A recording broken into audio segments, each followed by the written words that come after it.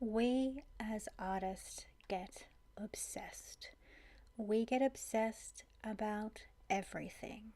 And now it is time to chase those obsessions, to chase them down and get creative with them. Welcome to Creative Obsessions. Now, as you all know, I am obsessed about florals. I'm obsessed about line work, and I am obsessed with my journal. So, chasing down those creative obsessions can open up an entire world of new work. And this is where I'm going to show you how my obsessions can turn into something different, and how I urge you to chase your own creative obsessions. What is it that you are obsessed about? What is it that you can't help but think about? You can't help but do? You can't help but use? Subject matter, color, pattern. What are you obsessed about? And how can you use those obsessions to feature in your work? I'm showing you some of the things that I'm obsessed about, and showing you how that one obsession can be replaced with another obsession, how florals can be replaced with leather items, how leather items can be replaced with notebooks, how notebooks can be replaced with the next thing and the next thing and the next thing. We as humans and we as inkies are very easily obsessed, the magpie syndrome, if you will, but sometimes it is a good thing that we can become obsessed with things, because those obsessions transform into things that pop up in our work. Think about what you are currently obsessed with, and how can you use those obsessions to translate something new and different in your work. Thinking about those types of things can be totally awe-inspiring and can totally inspire a whole new strand of your work, a new facet, if you will. I know that I am absolutely enamored by the dead flowers from my birthday. You guys know it, I've made no secret out of it, and that single element of those dried flowers has completely transmorphed into something else. And this is why I'm showing you all different obsessions, because they are what trigger off a domino effect in our brains. They are why we can do different things. Looking for inspiration online is perfect, but think about looking within.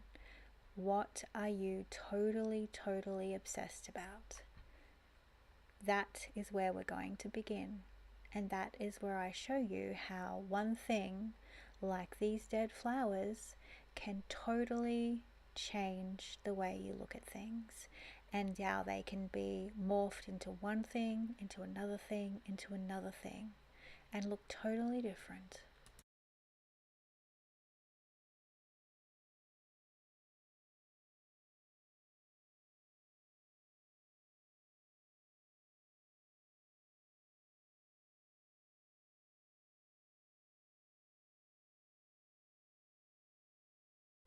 Staring at the flowers day in, day out against the wall made me think about them, made me look at them from different angles, and even got me sending them to you guys so that you could paint them, so that you could reimagine them. These flowers have sparked something. Creative sparks are so important to chase down, and being obsessed with something makes it easier to chase them down. So I took the flowers apart and I photographed them, and I played with them and I edited them, and I wanted to use them as collage elements because I loved the idea of letting them live on, even though they are done and dusted, to live on within my work.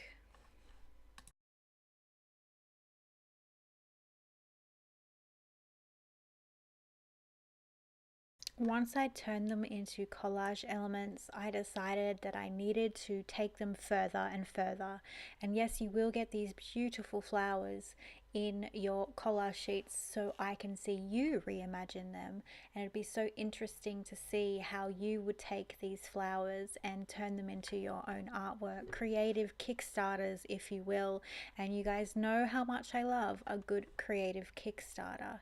So after editing them and playing with them and totally going nuts with them, I thought it was time to show you a few different ways that I have used these flowers in my work. These flowers have been turned into quotes for collage sheets, morphed with my line work, and just totally taking over my mind. Not just the flowers, but my shadow trees. I'm always obsessed with looking up. So get obsessed about something and use it in your art.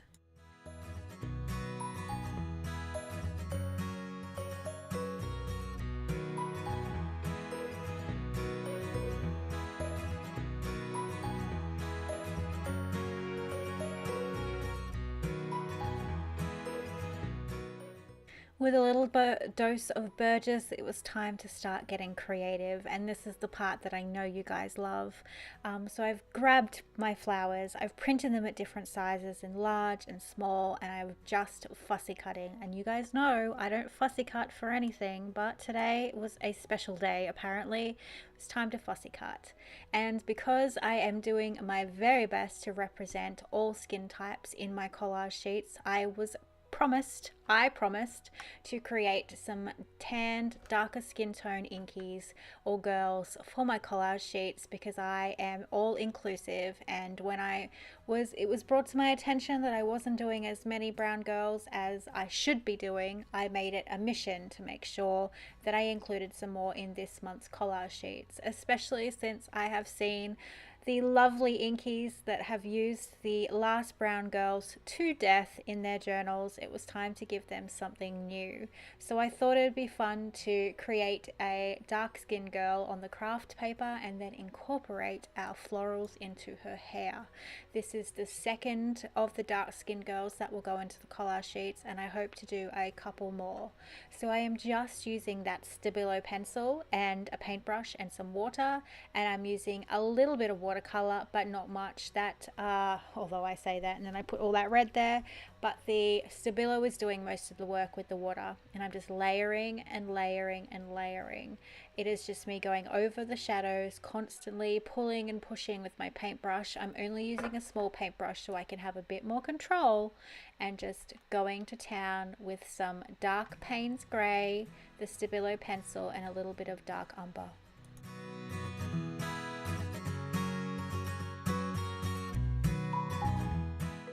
I'm then coming in with my white Uniball white gel pen. You know the one, I talk about it all the time. Now with craft paper, white pens and pastel pencils, all that sort of thing, looks amazing against the craft paper. So they really make the highlights pop, and I want them to pop. So I've done the highlights with the pen in the eyes, and I do some of the shadows and things, not the shadows, some of the highlights with that pen.